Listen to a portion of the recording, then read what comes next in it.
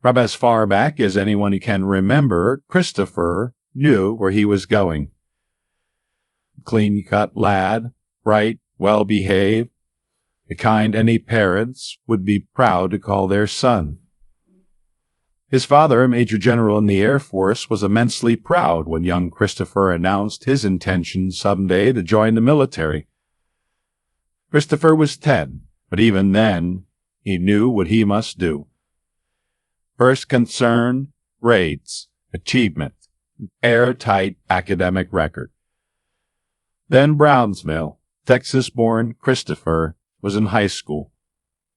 His dad was transferred to San Mateo, California. There were the usual family adjustments connected with the move.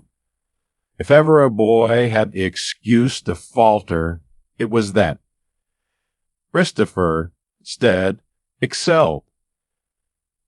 To his classmates, a square. Remember that phrase? While the others brought bebop records, Christopher bought ballads. When others stayed out late, Christopher stayed home and studied. He had a plan, and no one knew better than he what it would take. After high school, Christopher attended private Pomona College in Claremont, California. By this time, excellence was becoming an obsession. Scholastic excellence, athletic excellence.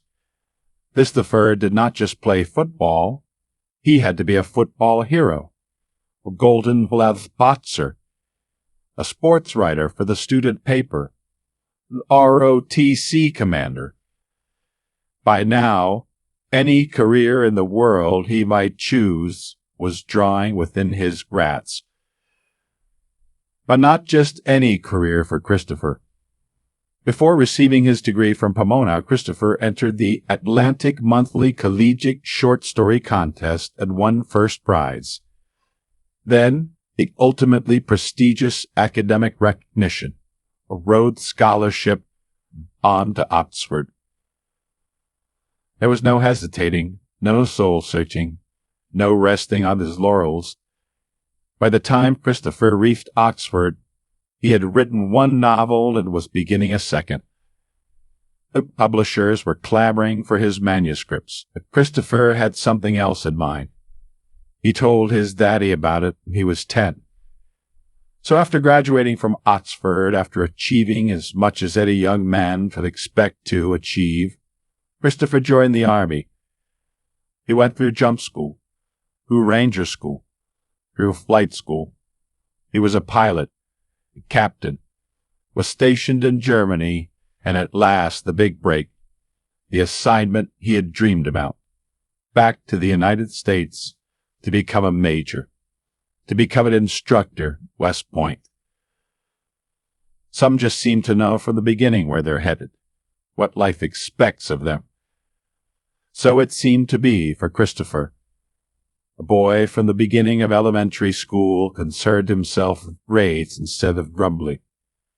A boy who from the start was called a square, but didn't care.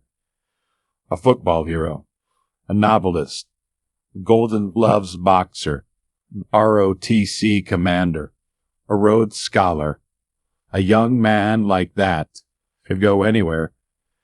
A captain about to become a major, a West Point instructor about to live a childhood dream. A young man like that could go anywhere, could do anything, in or out of the military. So Christopher became a man you know. He became the #1 recording artist of cow country classics and hillbilly ballads, Chris Christopherson. And now you know the rest of the story.